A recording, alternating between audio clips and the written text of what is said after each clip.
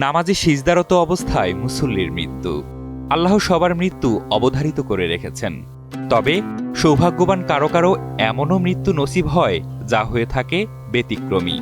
ঠিক তেমনি এক মুসল্লি নামাজে সিজদারত অবস্থায় ইন্তেকাল করেছেন।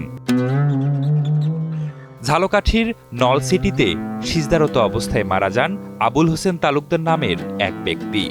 ৩রা জানুয়ারি এশার নামাজ পড়তে গেলে সিজদায় তার মৃত্যুর ঘটনাটি ঘটে, যা নিয়ে পুরো এলাকায় চাঞ্চল্যের সৃষ্টি হয়েছে। অনেকে বলছেন এমন মৃত্যু সত্যি সৌভাগ্যের। তবে সিজদারত অবস্থায় কোনো মুসল্লির মৃত্যু নিয়ে ইসলাম কি বলে, চলুন জানি। হাদিসের বর্ণনা অনুযায়ী সিজদা বান্দার জীবনের সবচেয়ে শ্রেষ্ঠ মুহূর্ত। সিজদায় রয়েছে দয়ালু আল্লাহ তাআলার প্রতি বিনীত হওয়ার আনন্দ। সিজদায় আছে পরম করুণাময় দয়াময় আল্লাহ তাআলার আনুগত্যের সৌন্দর্য। সিজদার মুহূর্তগুলো এমন বরকতময় ও মহত্বপূর্ণ যে যার কোনো সীমা পরিসীমা নেই। একজন মুমিনের জন্য সিজদায় রয়েছে পরম আত্মার স্বাদ ও তৃপ্তি।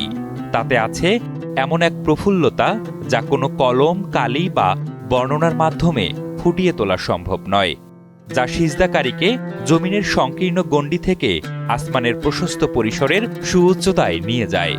এই ছোট্ট পৃথিবীতে অবস্থান করেই অসীমের সন্ধানে রত হয় সিজদাকারী ব্যক্তি। তাই সিজদারত অবস্থায় মৃত্যু নিশ্চয়ই উত্তম। ইসলামে সিজদারত অবস্থায় কোনো মুসল্লির মৃত্যু হওয়াকে অত্যন্ত সৌভাগ্যজনক ও উত্তম মৃত্যু হিসেবে গণ্য করা হয়, কারণ এটি আল্লাহর সবচেয়ে নিকটবর্তী অবস্থা এবং ইবাদতের সর্বোচ্চ পর্যায়, যা প্রমাণ করে বান্দা আল্লাহর সন্তুষ্টির জন্য জীবনের শেষ মুহূর্তেও ইবাদতে লিপ্ত ছিল এবং এটি ফিতরাত বা ইসলামের উপর মৃত্যু।